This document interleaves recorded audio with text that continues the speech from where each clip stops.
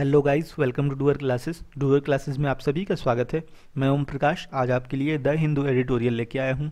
आज का डे है वेडनेसडे, जनवरी 16, 2019। आइए फ्रेंड्स, देखते हैं आज का टॉपिक। फ्रेंड्स, 16 जनवरी का न्यूज़पेपर नहीं आया, इसलिए आज हम 15 जनवरी का द हिंदू एडिटोरियल पढ़ेंगे। आज का टॉपिक है हाफ डन, मतलब आधा किया जा चुका है। और टॉपिक लिखा गया है on the ban on plastic, मतलब प्लास्टिक पर प्रतिबंध, इस पर यह टॉपिक लिखा गया है। तो जैसा कि आप सभी जानते हैं 5 जून को वर्ल्ड इन्वायरमेंट डे सेलिब्रेट किया जाता है। तो 2018 में 5 जून को जो वर्ल्ड इन्वायरमेंट डे सेलिब्रेट किया था, उस वर्ल्ड इन्वायरमेंट डे को इंडिया ने होस्ट किया था। अलग अलग कंट्री अलग अलग वर्ल्ड इन्वायरमेंट डे को होस्ट करती है। तो 2018 में जो होस्ट करने वाली कंट्री थी वो इंडिया थी।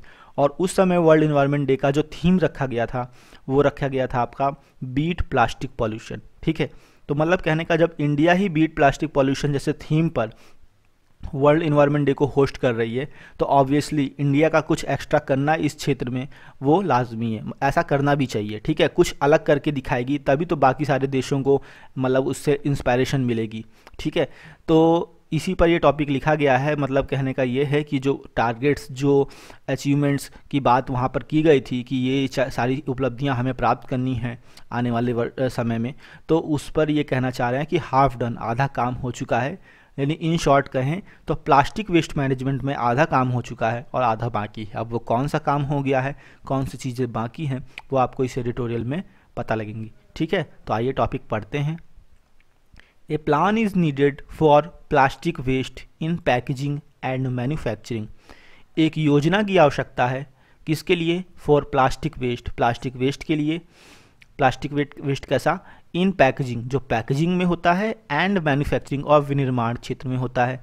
तो मैन्युफैक्चरिंग सेक्टर में जो प्लास्टिक वेस्ट क्रिएट होता है, या फिर जो चीज़ों की, गुड्स की, थिंग्स की पैकेजिंग में जो प्लास्टिक वेस्ट होता है, उसके लिए एक प्लान की आवश्यकता है। प्लान इज़ नीडेड, प्लान की आवश्यकता है। आइए टॉपिक को पढ़ते हैं। India won global acclaim for its beat plastic resolve. भारत ने जीत लिया है ग्लोबल एक्लेम, वैश्विक दावा, फॉर इट्स, अपने बीट प्लास्टिक पॉल्यूशन के रिजॉल्व माने होता है संकल्प के लिए। डिक्लेयर्ड, जिसकी घोषणा की गई थी ऑन वर्ल्ड इन्वायरमेंट डे। ठीक है, विश्व पर्यावरण दिवस के दिन, लास्ट ईयर, पिछले वर्ष। ठीक है ना, तो भारत ने एक संकल्प लिया था वर्ल्ड इन्वायरमेंट डे के दिन पिछले वर्ष बीट प्लास्टिक पॉल्यूशन का, और ये कह रहे हैं जो वैश्विक दावा है बीट प्लास्टिक पॉल्यूशन का, उसको भारत ने जीत लिया है। वो मतलब कहने का, उसको हासिल कर लिया है। ठीक है, तो यही कहना चाह रहे हैं कि India won global acclaim for its beat plastic pollution resolve. Resolve मतलब होता है वर्ब के रूप में अगर यूज़ करो तो रिजॉल्व का मतलब हो जाएगा सिंपली किसी प्रॉब्लम को सॉल्व करना, है ना। सॉल्व से भी अच्छा वर्ड अगर किसी प्रॉब्लम को सुलझाने के लिए आपको यूज़ करना है तो रिजॉल्व, है ना, किसी समस्या को लग करके हल करना। सॉल्व माने तो सिर्फ सुलझाना होता है, लेकिन रिजॉल्व का मतलब हो जाता है उस समस्या को तब तक सुलझाने का प्रयास करना जब तक वो पूरी तरह से सुलझ ना जाए, पूरी तरह से हल ना हो जाए, तो वो रिजॉल्व हो जाता है और ज़्यादा बेटर सेंस देता है इन कंपेरिजन टू सॉल्व। ठीक है, तो ये कहना चाह रहे हैं यहाँ पर कि भारत ने अपना जो बीट प्लास्टिक पॉल्यूशन का दावा है, वैश्विक दावा, उसको हासिल कर लिया है, वॉन कर लिया है, जीत लिया है। और ये बीट प्लास्टिक पॉल्यूशन का है क्या? रिजॉल्व, स्टेटमेंट कह दीजिए या फिर संकल्प कह दीजिए। ठीक है, और ये है कैसा संकल्प? डिक्लेयर्ड ऑन, जिसकी घोषणा की गई थी वर्ल्ड इन्वायरमेंट डे के दिन, विश्व पर्यावरण दिवस के दिन। ठीक है, लास्ट ईयर, पिछले वर्ष। अंडर, किसके अंदर? अंडर विच, जिसके अंतर्गत इट प्लेज्ड, इट माने इंडिया, इंडिया ने प्लेज्ड, प्रतिज्ञा ली थी, शपथ ली थी, टू एलिमिनेट, कि वो समाप्त करेगा सिंगल यूज प्लास्टिक बाय 2022, मतलब 2022 तक प्लास्टिक का एकमात्र प्रयोग को भी वो क्या कर देगा? एलिमिनेट कर देगा, गायब कर देगा, समाप्त कर देगा। ठीक है, बाई 2022 मतलब 2022 तक ये लिखा है। जो ये बाई प्रीपोजिशन बहुत इंपॉर्टेंट है। ठीक है, पहले भी इस पर चर्चा होती रही है और आज फिर हो रही है कि जैसे आप किसी सीमा तय करनी है ना, 2 वर्ष तक, तो बाई 2 ईयर्स, है ना। तो ये जो बाई वर्ड है ना, ये लिमिट बताने के लिए बहुत अच्छा प्रीपोजिशन होता है और ये अक्सर यूज़ होता है। ठीक है, तो बाई 2022 का मतलब ये हो जाएगा सिंपली 2022 तक। तो मीनिंग पूरा क्या निकला कि भारत ने अपना वैश्विक दावा जो बीट प्लास्टिक पॉल्यूशन का है, ये संकल्प इसकी घोषणा जो वर्ल्ड इन्वायरमेंट डे के दिन पिछले वर्ष की थी उसको जीत लिया है, हासिल कर लिया है, ठीक है। और ये वर्ल्ड इन्वायरमेंट डे के दिन जो पिछले वर्ष घोषणा की गई थी, ये किस लिए की गई थी? अंडर व्हिच, जिसके अंतर्गत इट प्लेज्ड, यानी इंडिया ने प्लेज्ड, शपथ ली थी, संकल्प लिया था, टू एलिमिनेट, कि वो समाप्त कर देगा एकमात्र प्रयोग को भी, प्लास्टिक के एकमात्र छोटे से प्रयोग को भी समाप्त कर देगा बाय 2022, 2022 तक, है ना। 2022 तक कंप्लीटली जो प्लास्टिक है वो फिनिश हो जाएगा, एलिमिनेट हो जाएगा। सो फार अब तक 22 स्टेट्स, 22 राज्य एंड यूनियन टेरिटरीज और केंद्र शासित प्रदेश हैव ज्वाइंड द फाइट, इस लड़ाई में शामिल हो गए हैं, उन्होंने ज्वाइन कर लिया इस फाइट को। अनाउंसिंग, घोषणा करते हुए, अ बैन, एक प्रतिबंध की, ऑन सिंगल यूज प्लास्टिक्स, एकमात्र प्रयोग, प्लास्टिक के एक छोटे से भी प्रयोग पर बैन की घोषणा करते हुए, सच एज, जैसा कि कैरी बैग्स हो गया, कप्स हो गए, प्लेट्स हो गए, कटलरी हो गई, स्ट्रॉज एंड थर्माकोल प्रोडक्ट्स। तो bag, cup, plates, cutlery, straw, thermocol products जैसी छोटे छोटे सिंगल यूज प्लास्टिक्स के पर बैन की अनाउंसमेंट करते हुए, ठीक है, 22 राज्य और केंद्र शासित प्रदेश है जिन्होंने इस लड़ाई को, मतलब कहने इसमें लड़ाई में वो शामिल हो गए हैं। तो अब यहाँ पर आप देखेंगे वर्ब की आईएनजी फॉर्म से एक एडजेक्टिव फ्रेज डाला है पूरा, ठीक है।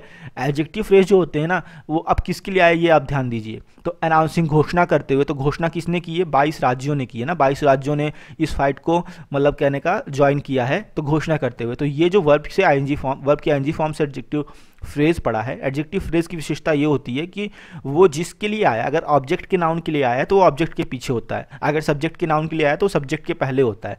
तो आप देख रहे हो कि घोषणा करना किसके लिए? 22 राज्य ही काम कर रहे हैं, ना कि फाइट घोषणा कर रही है। तो इसको सब्जेक्ट के पहले रखना ज़्यादा अच्छा होता, लेकिन इन्होंने पीछे रख दिया है, चलिए कोई नहीं, लेकिन इसको सब्जेक्ट के पहले रखना ज़्यादा अच्छा माना जाता है, और ऐसा बहुत केसेस में होता भी है, आपको दिखाएंगे हम अगर आगे आया तो, ठीक है।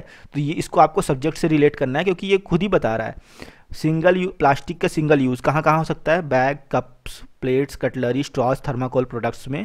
थर्माकोल प्रोडक्ट्स अलग हो गए, और ये सारे बैग्स वगैरह जो प्लास्टिक के बने होते हैं, इन पर, इन दोनों ही चीज़ों पर बैन की घोषणा करते हुए 22 राज्य जो हैं और यूनियन टेरिटरीज, उन्होंने फाइट को ज्वाइन कर लिया है, ठीक है ना। आगे पढ़ते हैं। Puducherry will implement a ban on March 1, ठीक है।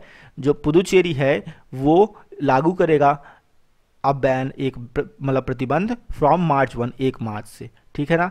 तो ये बैन ऑन समथिंग, ये भी आप बहुत इंपॉर्टेंट प्रीपोजिशन यहाँ पर नोटिस कर रहे हो कि बैन ऑन, ये प्रीपोजिशन जो आ रहा है ना, बैन ऑन समथिंग, किस चीज़ पर प्रतिबंध लगाना, है ना। जैसे आप टैक्स के लिए भी आता है, टैक्स ऑन समथिंग, किस चीज़ पर टैक्स लगाना। तो ये प्रीपोजिशन बहुत कॉमन है और ये पूछे जाने के इनके ज़्यादातर चांसेस होते हैं, ठीक है। आगे पढ़ते हैं। Where firm action has been taken, जहाँ पर भी, फर्म माने होता है क्या? मजबूत, फर्म माने कंपनी भी होता है, ठीक है। तो वेयर फर्म एक्शन, जहाँ पर कड़ी कार्रवाइयाँ हैज़ बीन टेकन मतलब की गई हैं, जहाँ पर कठोर नियम लगाए गए हैं या फिर कड़ी कार्रवाई की गई है, पॉजिटिव रिजल्ट्स हैव फॉलोड, वहाँ पर सकारात्मक परिणाम आए हैं, प्राप्त हुए हैं, ठीक है। आगे बढ़ते हैं। अ बेंगलुरु वेस्ट कलेक्टिव एस्टीमेट्स, मतलब कहने का एक बेंगलुरु पर की वेस्ट कलेक्टिव एस्टीमेट का मतलब, ये एस्टीमेट्स तो वर्ब हो गई, ठीक है। बेंगलुरु वेस्ट कलेक्टिव का मतलब ये हो गया कि बेंगलुरु बेस्ड, पर्टिकुलर बैंगलोर की एक वेस्ट कलेक्टिव मैनेजमेंट, कोई टीम हो सकती है, कोई कंपनी हो सकती है, कोई इंस्टीट्यूशन हो सकता है, उस बेंगलुरु बेस्ड इंस्टीट्यूशन या वेस्ट कलेक्टिव मैनेजमेंट ने एस्टीमेट, वो क्या करता है? अनुमान लगाता है दैट की the volume of plastic waste, volume, वैसे तो वॉल्यूम का मतलब आयतन हो जाता है, वैसे वॉल्यूम का मतलब आवाज़ भी हो जाता है, ठीक है, जैसे टीवी की वॉल्यूम कम करना, ये सब चीज़ें। तो वॉल्यूम ऑफ प्लास्टिक, तो यहाँ आयतन से आप समझेंगे, मतलब कहने का दायरा, मात्रा कह सकते हो आप। तो volume of plastic waste, plastic waste का जो वॉल्यूम है, जो मात्रा है, दैट जो कि दे मतलब कौन? बेंगलुरु वेस्ट कलेक्टिव की वो जो टीम है, ये दैट दे कलेक्ट, जिससे कि ये कलेक्ट करते हैं, इकट्ठा करते हैं, ड्रॉप्ड, वो क्या हो गई? कम हो गई, फ्रॉम अबाउट 2 टन्स, लगभग 2 टन से 2 टन अ डे मतलब पर डे, ठीक है। 2 टन पर डे जो मतलब कहने का इकट्ठा होती थी, वहाँ से कम हो गई टू लेस देन 100 किलोग्राम, मतलब कहने का 100 किलोग्राम से भी कम तक, ठीक है। अब देखिए इसको थोड़ा अलग अलग करेंगे, बहुत अच्छे से आप समझ पाओगे। फ्रॉम, और यहाँ फ्रॉम ए टू बी होता है ना, तो ए की जगह मैंने इतना रख दिया, ये इतना, ठीक है, और बी की जगह हमने रख दिया इतना। मतलब कहने का, अगर dropped from A to B, A से कम होकर के बी तक हो गई। तो ए कितना था पहले, पहले था अबाउट 2 टन्स अ डे, प्रतिदिन 2 टन प्रतिदिन होता था, ठीक है, वेस्ट प्रोड्यूस होता था, वेस्ट प्लास्टिक वेस्ट प्रतिदिन कितना प्रोड्यूस होता था पहले, 2 टन से के लगभग, अबाउट 2 टन लिखा है मतलब लगभग 2 टन, ठीक है। अब वो कम हो गया, कितना हो गया है, लेस देन 100 किलोग्राम, 100 किलोग्राम से भी कम हो गया, ठीक है। थोड़ा सा ऊपर का भी आकलन कर लेते हैं। बेंगलुरु वेस्ट कलेक्टिव एस्टीमेट क्या अनुमान लगाता है, दैट कि the volume of plastic waste, ये जो है ना ये आपका सब्जेक्ट हो गया, अनुमान लगा, दैट क्लॉज आ गया। अब यहाँ पर अब ये आपका अलग से एक फ्रेश क्लॉज स्टार्ट हो रहा है यहाँ पर, the volume of plastic waste, ठीक है। अब ये यहाँ पर एडजेक्टिव फ्रेज इन्होंने डाल दिया, दैट दे कलेक्ट, जो कि ये इकट्ठा करते हैं। तो बेंगलुरु वेस्ट कलेक्टिव क्या इकट्ठा करते हैं, वॉल्यूम ऑफ प्लास्टिक वेस्ट, वो प्लास्टिक वेस्ट का वॉल्यूम जो कि ये इकट्ठा करते हैं, ड्रॉप्ड। तो ये प्लास्टिक वेस्ट का जो वर्ब है ना, ये आया है ड्रॉप्ड यहाँ पर, ठीक है। ये तो एक एडजेक्टिव क्लॉज है जो प्लास्टिक वेस्ट की विशेषता बता रहा है। कैसा वॉल्यूम ऑफ प्लास्टिक वेस्ट, जो कि ये कलेक्ट करते हैं, वो वाला प्लास्टिक वेस्ट ड्रॉप्ड, वो कम हो गया है, कहाँ से, फ्रॉम अबाउट 2 टन, लगभग 2 टन से लेकर के कम होकर कितना हो गया है, लगभग अब 100 किलो से भी कम हो गया है, ठीक है। प्रतिदिन जहाँ पर पहले वो 2 टन से के लगभग वेस्ट कलेक्ट करते थे, आज उसका क्या परिणाम निकल रहा है, आज वो जो है 100 किलोग्राम से भी कम कलेक्ट कर रहे हैं, ये नतीजा निकल गया। ऐसे अनुमान, ऐसे एस्टीमेट्स एक Bengaluru based waste collective management ने दिए हैं। वॉलंटरी इनिशिएटिव, वॉलंटरी होता है स्वेच्छाचारी, है ना, स्वेच्छा से अपनी इच्छा पर आधारित अभियान। तो वॉलंटरी इनिशिएटिव्स मतलब कहने का एक स्वेच्छाचारी अभियान जो हैं, आर हैविंग एन इम्पैक्ट। अच्छा, हैव समथिंग होता है टू पजेस समथिंग, किसी चीज़ को रखना, धारण करना। तो हैव की जगह आप मेक वर्ब भी अगर डाल दोगे ना तो मीनिंग निकल आते हैं काफ़ी जगह पर, तो आप यहाँ यूज़ कर सकते हो। Voluntary initiatives are making an impact in many states, या फिर वॉलंटरी इनिशिएटिव्स जो स्वैच्छिक अभियान हैं, उन या तो वो पजेस करते हैं अब बहुत सारा प्रभाव बहुत सारे राज्यों में, या फिर आप कह सकते हो कि बहुत सारे राज्यों में अपना प्रभाव बना रख मतलब दिखाते हैं, ठीक है। एज, क्योंकि सिटीजन सिटीजन रिड्यूस, मतलब कहने का जो नागरिक हैं, रिड्यूस कम करते हैं, रीयूज पुनर्प्रयोग करते हैं, एंड सॉर्ट और अरेंज करते हैं, अलग अलग करते हैं, देयर वेस्ट अपने वेस्ट को। मतलब कहने का कि स्वैच्छिक अभियान जो हैं उन्होंने भी कई राज्यों में अच्छा खासा प्रभाव डाला है, ठीक है। क्योंकि जैसे कि नागरिक हो गए, वो रिड्यूस कर रहे हैं, कम कर रहे हैं वेस्ट को, और क्या कर रहे हैं, रीयूज दोबारा यूज में ला रहे हैं, या फिर सॉर्ट देयर वेस्ट। सॉर्ट का मतलब होता है अरेंज करना, एक चीज़ को दूसरे चीज़ से अलग करना। जैसे वेस्ट मटेरियल हो गया तो वेस्ट मटेरियल में लिक्विड को सॉलिड से अलग अलग कर देना, या फिर कोई ऐसी चीज़ है जो कि दोबारा प्रयोग में आ सकती है तो उसको दोबारा प्रयोग करने वाली कैटेगरी में डाल देना। तो सॉर्ट का मतलब होता है अलग अलग ग्रुप, अलग अलग वैरायटी की कैटेगरी बना करके और एक मिक्सचर को अलग अलग सेपरेट कर देना, वो होता है सॉर्ट आउट करना, ठीक है, सॉर्ट कर देना। तो वही कहना चाह रहे हैं यहाँ पे। तो स्वैच्छिक अभियान जो हैं उनका भी कई राज्यों में बहुत प्रभाव पड़ा है। जैसे कि नागरिक जो हैं वो रिड्यूस कर रहे हैं वेस्ट के यूज़ को, वेस्ट को मतलब जितना भी वेस्ट ज़्यादा से ज़्यादा निकलता था अब उसे कम कर रहे हैं, उसकी मात्रा को रीयूज़ कर रहे हैं। जो वेस्ट मटेरियल से अगर वो किसी प्रयोग में दोबारा आ सकते हैं तो उसे प्रयोग में ला रहे हैं, और सॉर्ट कर रहे हैं। सॉर्ट करने का मतलब होता है अरेंज करना, जो प्रयोग में लाने योग्य है उसे अलग कैटेगरी में डालना, जो नहीं योग्य है उसको वेस्ट में डाल देना, इस प्रकार से सॉर्ट आउट करना, ऐसा काम कर रहे हैं। इससे स्वैच्छिक अभियान जो हैं इन्होंने भी कई राज्यों में काफ़ी फायदा दिखाया। तो मैनी स्टेट्स आया है, ठीक है। यट, फिर भी this is only a small start, यह क्या है, एक छोटी सी शुरुआत है, ठीक है। तो हाफ डन जो इन्होंने लिखा था शुरू में कि आधा काम हुआ, तो वो यही कहना चाह रहे हैं यहाँ पर कि this is only a small start, ये एक छोटी सी शुरुआत है। Waste plastic from packaging of everything, food from food, cosmetics, grocery to goods delivered by online platform remains, ठीक है। वेस्ट प्लास्टिक फ्रॉम पैकेजिंग, अब देखिए यहाँ पर ये जो प्लास्टिक है ना, अब इसकी वर्ब कहाँ पे आपको मिलेगी आप देखेंगे। वेस्ट प्लास्टिक, कैसा वेस्ट प्लास्टिक, फ्रॉम पैकेजिंग, जो कि पैकेजिंग से प्राप्त होता है। पैकेजिंग से प्राप्त होने वाला जो वेस्ट प्लास्टिक है वो, पैकेजिंग कैसी, ऑफ एवरीथिंग, हर चीज़ की, चाहे वो फूड से लेकर के, कॉस्मेटिक से लेकर के, ग्रोसरीज किराने की दुकान से लेकर के, जितनी भी चीज़ें हैं वहाँ से लेकर के, टू कहाँ तक, गुड्स, उन सारी वस्तुओं तक जो कि डिलीवर की जाती हैं बाय ऑनलाइन प्लेटफॉर्म के द्वारा, ऑनलाइन प्लेटफॉर्म के द्वारा, ठीक है। तो अब ये फ्रॉम से पहले समझिए, फ्रॉम ए आया है यहाँ से लेकर के यहाँ तक, ठीक है, फ्रॉम ए टू बी, तो बी है आपका ये, ठीक है, गुड्स। अब ये डिलीवर्ड बाय ऑनलाइन प्लेटफॉर्म, मतलब कहने का ऑनलाइन प्लेटफॉर्म जैसे आपका फ्लिपकार्ट हो गया और भी अलग अलग चीज़ें हो गई, तो इनके द्वारा जो प्रदत्त यानी डिलीवर की गई चीज़ें हैं वो, ठीक है, उनको इन्होंने यहाँ पे गुड्स लिख दिया है। तो पूरा मतलब पढ़ेंगे, प्लास्टिक वेस्ट जो कि पैकेजिंग से प्राप्त होता है। पैकेजिंग कैसी है, जो कि आपकी हर प्रकार की हो सकती है, चाहे वो फूड, कॉस्मेटिक, ग्रॉसरी की बात करें, मतलब फूड, कॉस्मेटिक्स और ग्रोसरी से लेकर के और उन सभी वस्तुओं तक की पैकेजिंग मतलब हो सकती है जो कि ऑनलाइन प्लेटफॉर्म के द्वारा प्रदत्त की जाती हैं, डिलीवर की जाती हैं। इस प्रकार की सभी चीज़ों की पैकेजिंग से प्राप्त होने वाला वेस्ट प्लास्टिक जो है रिमेन्स अनएड्रेस्ड, वो अभी भी बना हुआ है। अनएड्रेस्ड मतलब असुलझा एक तरह से, जिसका अभी भी कोई समाधान नहीं निकला है। मतलब कहने का कि ये जो ऊपर कह रहे हैं ये तो अभी छोटी सी शुरुआत है, लेकिन जो वेस्ट प्लास्टिक है जो पैकेजिंग से प्राप्त होता है, इसका अभी भी कोई समाधान नहीं निकला है। तो वेस्ट प्लास्टिक जो है रिमेन्स अनएड्रेस्ड। तो ये रिमेन्स जो आया है ना, ये वेस्ट प्लास्टिक के लिए आया है, और ये पहला प्रीपोजिशन था, इसके पहले वाला नाउन ये प्लास्टिक सिंगुलर है, तो यहाँ पर आपको रिमेन्स दिखने को मिल रहा है। ठीक है, बाकी जो सारी चीज़ें हैं वो सिर्फ एडजेक्टिव फ्रेज के तरह इस पर जोड़ दी गई हैं एक्स्ट्रा करके। ठीक है, प्रीपोजिशन से पैकेजिंग जोड़ा। अब पैकेजिंग के लिए विशेषता बताना, पैकेजिंग किसकी है, तो ऑफ एवरीथिंग, हर चीज़ की पैकेजिंग। अब उसका दायरा बता दिया इन्होंने, फ्रॉम ए टू बी, तो फ्रॉम ए की जगह इतनी सारे वर्ड डाल दिए, फिर टू प्रीपोजिशन लगा करके बी पे एंड कर दिया। अब बी गुड्स, ये अपने में ही नाउन है, तो नाउन की विशेषता के लिए फिर एक एडजेक्टिव फ्रेज आ सकता है। तो गुड्स, कैसी गुड्स, गुड्स वो डिलीवर्ड बाय ऑनलाइन प्लेटफॉर्म, जो कि ऑनलाइन प्लेटफॉर्म से डिलीवर होती हैं। तो ऐसे आप किसी भी सब्जेक्ट को, किसी भी ऑब्जेक्ट को खूब बड़ा कर सकते हो, और वर्ब तो एक ही आएगी, सिंपल पैटर्न एक ही होता है किसी भी सेंटेंस का, सब्जेक्ट वर्ब ऑब्जेक्ट हो या ना हो। ठीक है, सब्जेक्ट और वर्ब होना चाहिए। तो इतने में ही अब वो आप सब्जेक्ट कितना बड़ा कर देते हो, प्रीपोजिशन एडजेक्टिव फ्रेज जोड़ के ऑब्जेक्ट को कितना बड़ा कर देते हो, तो वही आपका एक लाइन में भी सेंटेंस आ सकता है, वही आपका एक पैराग्राफ में भी सेंटेंस आ सकता है। ठीक है, आगे पढ़ते हैं।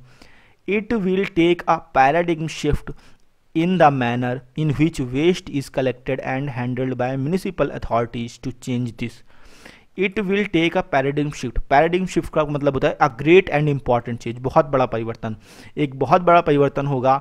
in the manner, मैनर माने उस व्यवहार, मैनर माने क्या होता है, ढंग, रवैया, कार्य करने का तरीका, है ना। तो उस मैनर में बहुत बड़ा परिवर्तन होगा। कैसा मैनर, इन विच, जिस प्रकार से वेस्ट इज कलेक्टेड, मतलब कहने का वेस्ट को कलेक्ट किया जाता है, एंड हैंडल्ड, और हैंडल किया जाता है बाय म्यूनिसिपल अथॉरिटीज़, मतलब नगर पालिका तंत्रों के द्वारा, टू चेंज दिस, इसको परिवर्तित करने में। मीन्स कहने का कि जो प्लास्टिक वेस्ट पैकेजिंग है, इस प्रकार की समस्याओं को परिवर्तित करने में जो भी तरीके अपनाए जाते हैं, जो मैनर अपनाए जाते हैं, तो उसमें एक बहुत बड़ा परिवर्तन होगा। तो ये कहना चाह रहे हैं it will take a paradigm shift. अगर हमें इन संशोधनों को, इस प्रकार की सुधारों को करना है, तो इसके लिए हमें क्या करना पड़ेगा, एक पैराडिग्म शिफ्ट लाना पड़ेगा, एक बहुत बड़ा परिवर्तन लाना पड़ेगा। इन किस चीज़ में, कार्य, मतलब कार्य ढंग में, रवैये में, इन द मैनर, जो जिस प्रकार से, जिस तरीके से चीज़ें की जा रही हैं, उस ढंग में हमें परिवर्तन लाना पड़ेगा। इन विच, जिस प्रकार से वेस्ट इज़ कलेक्टेड, वेस्ट को कलेक्ट किया जाता है, हैंडल किया जाता है म्यूनिसिपल अथॉरिटीज़ के द्वारा, टू चेंज दिस, इस प्रक्रिया को बदलने के लिए। ठीक है, तो वेस्ट को सही नियोजित करने के लिए जिस प्रकार की कलेक्शंस और हैंडल प्रक्रियाएं म्यूनिसिपल अथॉरिटीज़ के द्वारा अप्लाई की जाती हैं, उनके उस मैनर में हमें बहुत बड़ा परिवर्तन लाना होगा, ये कहना चाह रहे हैं। ठीक है, governments must start charging the producers for their waste. सरकार को मस्ट चाहिए, स्टार्ट करना, शुरू करना, चार्जिंग, चार्ज करना मतलब कहने का पैसा लगाना, जैसे शुल्क लगा देना, उसे कहते हैं चार्ज करना। तो government must start charging the producers, सरकार को शुल्क लगाना शुरू कर देना चाहिए, किसको, द प्रोड्यूसर्स, उत्पादनकर्ताओं को, फॉर देयर वेस्ट, उनके वेस्ट के लिए, जो मतलब कहने का वेस्ट प्रोडक्ट, जैसे कि प्लास्टिक पैकेजिंग, तो इस प्रकार की चीज़ें प्रोड्यूस कर रहे हैं, उनको चार्ज करना शुरू कर देना चाहिए गवर्नमेंट को। एंड कलेक्ट इट, और इसे प्राप्त करना चाहिए डिलीजेंटली। डिलीजेंट का मतलब होता है इन्हें हार्ड वर्किंग वे, डिलीजेंट का मतलब होता है हार्ड वर्किंग पर्सन, जो कि बहुत ही कठिनाई, बहुत ही मेहनत के साथ कोई काम करे, और उसके साथ साथ बहुत ही सावधानी के साथ, वेरी केयरफुली उस वर्क को करे, उसे कहते हैं डिलीजेंट। इसके कई सारे साइनोनिम्स जो एग्जाम में आ चुके हैं, डिलीजेंट कई बार एग्जाम में पूछा जा चुका है। डिलीजेंट हो गया, एसिडुअस हो जाएगा, एसिडुअस इसका बेस्ट साइनोनिम होता है। किसी भी साइनोनिम में अगर कोई साइनोनिम इसका चूज़ करना है, तो सबसे बेस्ट साइनोनिम एसिडुअस हो जाएगा, है ना। ASSIDUOUS होता है स्पेलिंग इसका। एसिडुअस हो गया, हार्ड वर्किंग हो गया, इंडस्ट्रियस, लेबोरियस, इस प्रकार के साइनोनिम्स एग्जाम में लगातार पूछे जा चुके हैं। ठीक है, तो यहाँ पर ये कहना चाह रहे हैं कि गवर्नमेंट्स को शुरू कर देना चाहिए प्रोड्यूसर्स पर चार्ज करना, शुल्क लेना उनके वेस्ट के लिए, एंड कलेक्ट इट, और उसे कलेक्ट भी करना चाहिए डिलीजेंटली, बहुत ही केयरफुली, बहुत ही सावधानी पूर्वक और बहुत ही परिश्रम के साथ, विच विल लीड टू, जो कि ले जाएगा टू रिकवरी एंड रिसाइकलिंग, हमें रिकवरी की ओर और रिसाइकलिंग की ओर। पुनर्चक्रण होता है रिसाइकलिंग, और रिकवरी मतलब पुनर्प्राप्ति आप कह सकते हो। जैसे कि अब जो कि इन्वायरमेंट को लॉस हो रहा है, अब उस लॉस को पूरा करने के लिए किसी एक प्रकार की एक रिकवरी आप कह सकते हो, है ना। उससे हम और पेड़ पौधे लगा सकते हैं और सारी चीज़ें नेचर के फेवर में कर सकते हैं। तो इस प्रकार से कहना चाह रहे हैं कि गवर्नमेंट को चार्ज करना शुरू कर देना चाहिए प्रोड्यूसर्स को उनके वेस्ट के लिए, और उसको बड़ी ही परिश्रम के साथ कलेक्ट करना चाहिए, बड़ी सावधानी पूर्वक कलेक्ट करना चाहिए, जो कि निश्चित रूप से हमें एक रिकवरी और रिसाइकलिंग की ओर ले जाएगा। हमारे पास अगर रेवेन्यू होगा तो उससे हम अच्छे अच्छे रिसाइकलिंग प्लांट्स डेवलप कर सकते हैं, जिससे कि नेचर को जो हार्म हो रहा है उसे रोका जा सकता है काफ़ी हद तक, ठीक है। तो कुल जो मुद्दा आता है वो रेवेन्यू का आ जाता है यहाँ पर। फिर आगे पढ़ते हैं। But the depressing reality is that, लेकिन निराशाजनक जो सच्चाई है, वास्तविकता इज़ दैट, वो ये है कि state and local governments are unwilling to upgrade their waste management system. मतलब राज्य सरकारें और जो स्थानीय सरकारें हैं आर अनविलिंग, अनविलिंग मतलब नॉट विलिंग, वो इच्छुक नहीं हैं टू अपग्रेड मतलब सुधारने के लिए देयर वेस्ट मैनेजमेंट सिस्टम, अपने वेस्ट मैनेजमेंट सिस्टम को, ठीक है ना। विच इज़ नेसेसरी, जो कि आवश्यक है, टू इवन मीजर, मापने के लिए भी, द ट्रू स्केल, सही पैमाना ऑफ पैकेजिंग वेस्ट का, ठीक है ना। मतलब ये कहने का है कि निराशाजनक स्थिति, निराशाजनक सच्चाई ये है कि जो हमारी स्टेट और लोकल गवर्नमेंट्स हैं वो अनिच्छुक हैं, उनकी बिल्कुल भी इच्छा नहीं है कि वो अपने वेस्ट मैनेजमेंट सिस्टम को अपग्रेड करें, ठीक है, सुधारें, उसके स्तर को बढ़ाएं। जो कि मतलब अपग्रेड करना और ये वेस्ट मैनेजमेंट सिस्टम को सुधारना, ये क्या है, इज़ नेसेसरी, वो आवश्यक है, टू इवन मीजर, अगर हमें मापना तक है, ट्रू स्केल, सही पैमाना ऑफ पैकेजिंग वेस्ट का। अगर हमें पैकेजिंग वेस्ट कितने लेवल पे हो रहा है इस चीज़ को एक अच्छे पैमाने पर नापना है, तो उसके लिए भी हमें एक अच्छा वेस्ट मैनेजमेंट सिस्टम चाहिए, उसको अपग्रेड होना ज़रूरी है ना। नहीं तो हम माप तक नहीं पाएंगे कि हमारा जो पैकेजिंग का वेस्ट है उसका पैमाना क्या है, उसका दायरा क्या है। तो true scale of packaging waste को मीज़र करने, इवन मीज़र, कम से कम अगर हमें मीज़र मापना तक है, उसके लिए भी हमें वेस्ट मैनेजमेंट सिस्टम को अपग्रेड करना आवश्यक है, जिसके लिए स्टेट और लोकल गवर्नमेंट्स क्या है, अनिच्छुक हैं, और ये एक निराशाजनक सच्चाई है। The plastic waste management rules 2016 are clear, जो प्लास्टिक वेस्ट मैनेजमेंट रूल्स 2016 हैं आर क्लियर, वो स्पष्ट हैं। अच्छा, ये जो वेस्ट मैनेजमेंट रूल्स हैं, इसके बारे में जब इन्वायरमेंट डे आया था पिछली बार, तो हम एडिटोरियल्स पढ़ा रहे थे 2018 में, तो उस समय इस पर कई सारे टॉपिक्स आए थे, ठीक है। अब जब आपके सामने दोबारा एक टॉपिक उसी से रिलेटेड आता है तो आपको याद आता है कि पिछले भी ऐसे टॉपिक्स पढ़ चुके हैं। तो पुराने जब टॉपिक्स आए थे वेस्ट मैनेजमेंट पर, हमने 4 एडिटोरियल्स पढ़ाए थे। तो वहाँ पर बात हुई थी कि प्लास्टिक में वेस्ट मैनेजमेंट में कुछ ऐसा सिस्टम लाया जाए, जैसे अब प्लास्टिक प्रोड्यूस कर रहे हैं, तो जहाँ से प्लास्टिक प्रोड्यूस हो रहा है या जैसे मार्केट में आता है, तो जो मार्केट में प्लास्टिक को लेके आ रहे हैं, उन्हें प्लास्टिक को वापस अपने पास कलेक्ट बैक सिस्टम भी होना चाहिए उनके पास। जैसे आप कोई मान लीजिए प्लास्टिक की बॉटल रखते हो, तो अब आपने मान लीजिए कि कोई कोल्ड ड्रिंक वगैरह दी, अब उसको एक कलेक्ट करने का आपके पास सिस्टम होना चाहिए। आप उसके बदले उन जो कस्टमर्स है उनको थोड़ा छूट दे दो, तो उससे उन कस्टमर्स को भी बेनिफिट होगा। भाई अगर जैसे सपोज करिए प्लास्टिक पैकेजिंग है, अब आप अपने पास उसे क्यों रखोगे, आप उसे रोड में क्यों ना फेंको। एक ही तरीका हो सकता है, या तो आप बहुत जागरूक हो, जो कि होना बहुत संभव नहीं है, तो या फिर दूसरा हो सकता है कि आपको उसे पर्टिकुलर जगह में डालने का पैसा मिले। अगर आपको उसे उस पैकेट को, उस बॉटल को, प्लास्टिक की बॉटल को दुकान में देने से अगर थोड़ा भी फ़ायदा हो रहा है, तो निश्चित रूप से आप इस चीज़ को प्रमोट करोगे। तो कोई ऐसा सिस्टम लाया जाए कि जो जहाँ से प्लास्टिक्स मार्केट में आ रहे हैं वहीं पर प्लास्टिक को कलेक्ट करने का भी कलेक्ट बैक सिस्टम अगर वहाँ पर बन जाए, तो इससे कस्टमर्स को भी फ़ायदा होगा और एक प्रमोशन मिलेगा कि प्लास्टिक को कम करने का, ठीक है। और वहाँ से इजीली कलेक्ट हो जाता है, क्योंकि प्रॉब्लम ये नहीं है कि हमारे पास मतलब रिसाइकलिंग सिस्टम्स नहीं है, ऐसा कुछ नहीं है। प्रॉब्लम यहाँ पर आ जाती है कि कलेक्टिंग प्रोसेस उतना स्लो हो जाता है, सही से कलेक्ट नहीं होता है। प्लास्टिक जितना मार्केट में आ रहा है उतना कलेक्ट नहीं हो पाता, और यही सबसे बड़ी समस्या हो जाती है। ना तो हमारे पास तो वेस्ट मैनेजमेंट कई सारी चीज़ें हैं, हम किसी तरह से उनको रिजॉल्व कर सकते हैं, बट जब होगा तब रिजॉल्व करेंगे ना। हकीकत में होता क्या है कि उतना अच्छा कलेक्शन हो ही नहीं पाता जितना रिक्वायरमेंट है। तो वही कहना चाह रहे हैं यहाँ पर कि the plastic waste management rules 2016 are clear, ये बिल्कुल स्पष्ट है दैट कि producers, importers and brand owners, जो उत्पादक हैं, आयातक हैं और ब्रांड ओनर्स हैं, मस्ट अडॉप्ट, उन्हें अडॉप्ट करना चाहिए कलेक्ट बैक सिस्टम को फॉर द प्लास्टिक के लिए। दे कैसा प्लास्टिक? They introduce into the environment, जो कि वो इन्वायरमेंट में, पर्यावरण में इंट्रोड्यूस करते हैं, लाते हैं। जो प्लास्टिक वो पर्यावरण में लेके आते हैं, इंट्रोड्यूस करते हैं, उसको कलेक्ट बैक सिस्टम को भी उन्हें स्वीकार करना चाहिए। भाई अगर आप इन्वायरमेंट में प्लास्टिक लेके आ रहे हो, प्लास्टिक को प्रोड्यूस कर रहे हो इन्वायरमेंट में, तो निश्चित रूप से आपको उसे फिर से रिटेन करना पड़ेगा, मतलब फिर से कलेक्ट करना पड़ेगा। तो कलेक्ट बैक सिस्टम इनको अपनाना चाहिए हर हाल में। ऑल्दो यद्यपि the rules were notified in the same year, जो ये नियम हैं वह नोटिफाइड, उन्हें नोटिफाई किया गया था इन द सेम ईयर, उसी वर्ष, अमेंडेड लेटर, और फिर उन्हें संशोधित कर दिया गया बाद में, and given high visibility by the ministry of environment, और एक उच्च दृश्यता दे दी गई इन्हें मिनिस्ट्री ऑफ इन्वायरमेंट के द्वारा। हाई विजिबिलिटी मतलब कहने का नियम्स को हर जगह फैला दिया गया कि ऐसे ऐसे नियम हैं, सभी को उससे जागरूक कर देना। तो हाई विजिबिलिटी देने का मतलब सिंपली हो जाएगा कि सभी को उससे वाकिफ कर देना कि भाई ऐसे रूल्स हैं, आपको पता होना चाहिए ये चीज़ें, ठीक है। तो गिवन उन्हें हाई विजिबिलिटी दे दी गई मिनिस्ट्री ऑफ इन्वायरमेंट के द्वारा, फॉरेस्ट एंड क्लाइमेट चेंज के द्वारा, ठीक है। लेकिन फिर भी हुआ क्या? Not much has been done, बहुत कुछ नहीं हुआ है, to take the process forward, इस प्रक्रिया को आगे ले जाने के लिए, ठीक है। यद्यपि ये सारे नियम को उसी वर्ष नोटिफाई कर दिया गया, संशोधन कर दिया गया बाद में, और हाई विजिबिलिटी दे दी गई ministry of environment, forest and climate change के द्वारा, लेकिन फिर भी बहुत कुछ काम नहीं हुआ है प्रोसेस को आगे ले जाने के लिए।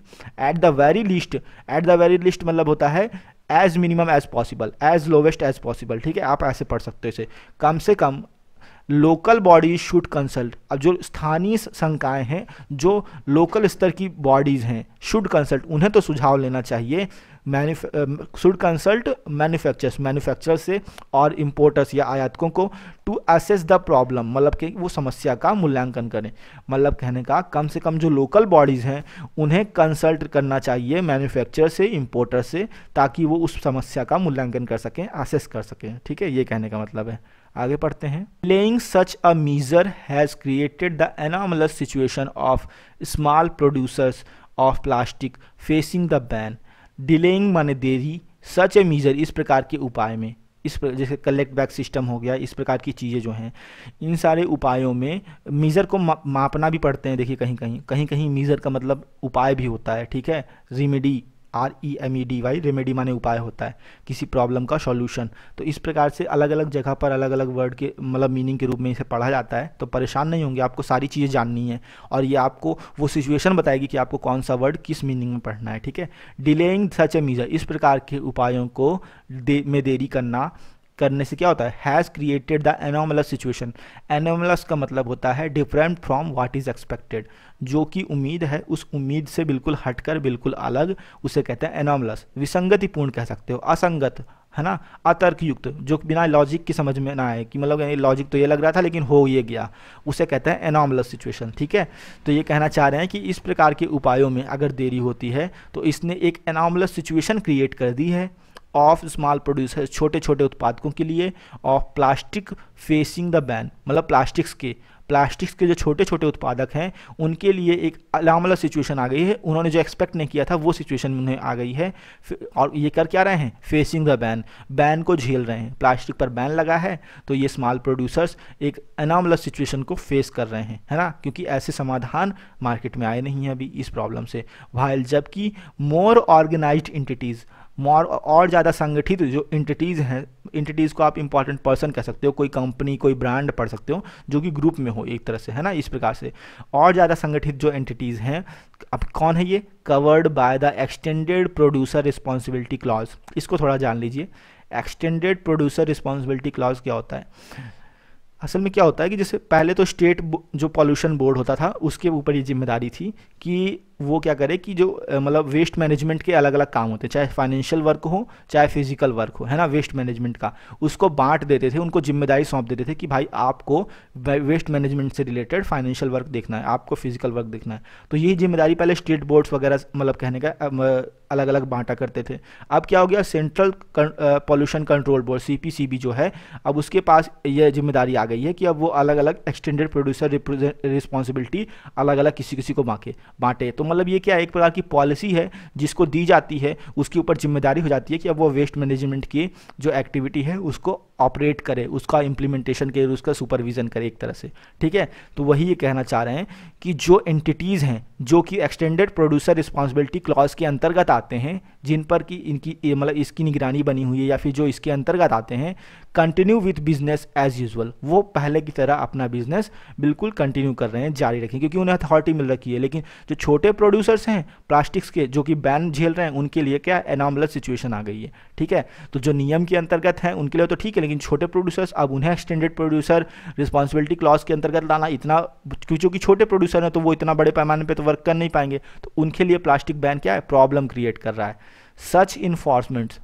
माने होता है प्रवर्तन, किसी नियम को लागू करना, तो सच इन्फोर्समेंट फेल, इस प्रकार के प्रवर्तन में असफलता इज नॉट एन आर्गूमेंट, ये कोई तर्क नहीं बनता है in favour of relaxing the prohibition on flimsy plastics, मतलब कहने का अब ऐसे नियम, ऐसे मीजर्स आ नहीं पा रहे हैं, इम्प्लीमेंट नहीं हो पा रहे हैं कलेक्ट बैक सिस्टम जैसे, तो इसका मतलब ये नहीं है कि सच इन्फोर्समेंट फेल, इस प्रकार के नियमों में असफलता अगर हम कर पा रहे हैं तो ये इसका मतलब ये नहीं होगा, इज़ नॉट एन आर्गूमेंट, ये कोई तर्क नहीं बनता in favour of relaxing the prohibition, कि हम जो प्रोहिबिशन जो हमने मतलब प्रतिबंध लगाया है उसको हम रिलैक्स कर दें, कम कर दें।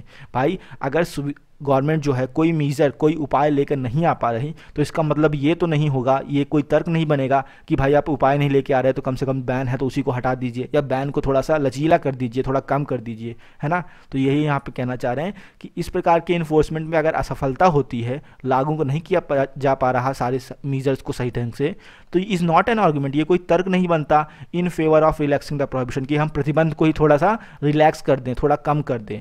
किस चीज़ पर प्रतिबंध, ऑन फ्लिम्जी प्लास्टिक्स, फ्लिम्जी होता है काल्पनिक टाइप का, ठीक है। तो इस प्रकार के प्लास्टिक्स में हम प्रतिबंध को थोड़ा सा मतलब कम कर दें, इसका कोई तर्क नहीं बनता। कैसा प्लास्टिक, इसके बारे में बताना चाह रहे हैं। That are typically used for under 15 minutes, जो हो सकता है 15 मिनट से कम के लिए भी यूज़ होते हैं, बट लेकिन टू रिकवर थाउजेंड्स, लेकिन इससे प्राप्त क्या होता है, thousands of tons of waste, हजारों की संख्या में टन में वेस्ट प्राप्त होता है। दैट एंड अप, जो कि समाप्त होता है in the dumping sites, site माने होता है प्लेस, डंपिंग जहां पर कूड़े के रूप में फेंक देना, तो कूड़े वाले स्थानों पे जो प्राप्त होता है। तो 15 मिनट से कम के लिए भी प्लास्टिक्स यूज़ होते हैं और हजारों टनों की संख्या में ये डंपिंग साइट्स में जाकर के मतलब वहीं पर कूड़े के रूप में डंप हो जाते हैं, इकट्ठा हो जाते हैं। तो इस प्रकार की चीज़ों पर प्रोहिबिशन को हम रिलैक्स नहीं कर सकते सिर्फ इस तर्क पर कि हमारे इन्फोर्समेंट फेल हो गया है, ठीक है। ये इनका लॉजिक है यहाँ पर। Cities and towns need completed municipal system, जो हमारे शहर हैं और टाउन्स हैं, कस्बे हैं, नीड उन्हें आवश्यकता है कंपीटेंट प्रतिस्पर्धापूर्ण म्यूनिसिपल सिस्टम, नगर पालिका तंत्र की, मतलब कहने का हमारे शहरों और टाउन्स के अंदर एक कंपीटेंट अथॉरिटीज़ होनी चाहिए, कंपीटेंट म्यूनिसिपल सिस्टम होना चाहिए जो एक दूसरे से के अंदर के साथ प्रतिस्पर्धा में काम करे, कि अगर आपका इतना आंकड़ा ज़्यादा है इस साल का या इस मतलब क्वार्टर का, तो अगले बार का सामने वाला जो है वो और प्रतिस्पर्धा में आए और अच्छा परफॉर्मेंस करे। तो वही कहना चाह रहे हैं कि सिटीज़ और टाउन्स जो हैं उनको आवश्यकता है कंपीटेंट म्यूनिसिपल सिस्टम की टू अचीव दिस, इस लक्ष्य को प्राप्त करने के लिए। अगेन दोबारा, देयर इज लिटिल डाउट मतलब नो डाउट, यहाँ कोई संदेह नहीं है दैट की plastics play a major role, plastics जो है वो एक बहुत महत्वपूर्ण भूमिका निभाते हैं इन सेवरल इंडस्ट्रीज, कई सारे उद्योगों में। अच्छा देखिए, प्ले अ मेजर रोल, ये भी एक प्रकार का फ्रेज आप समझ सकते हो, प्ले अ रोल, है ना। तो कोई भूमिका निभाने के लिए कोई अगर आपको वर्ब चाहिए तो क्या करोगे आप, है ना, प्ले वर्ब जो होता है, प्ले माने तो खेलना होता है, लेकिन अभी आप देख रहे हो यहाँ पे कि प्ले अ रोल मतलब कोई भूमिका निभाना, तो कोई रोल आप कर रहे हो तो उसके लिए क्या सिंपली प्ले वर्ब आपकी आती है। तो ये छोटी छोटी चीज़ें हैं जो ज़्यादातर जो लगातार रीडिंग कर रहे हैं उन लोगों के लिए तो ये हो जाता है, इंट्यूशन से वो कर पाते हैं कि यार हम ऐसा पढ़ते हैं तो हमने ऐसा कर दिया। अब कोई पूछे कि लॉजिक क्या है इसके बीच का, तो आप रीडिंग कर रहे हो तो आप उसी से जान पाओगे, कोई लॉजिक नहीं रहेगा। आप कह दो कि हमने तुक्का मार दिया, तो जो आप कहना चाहो कर सकते हो, ठीक है।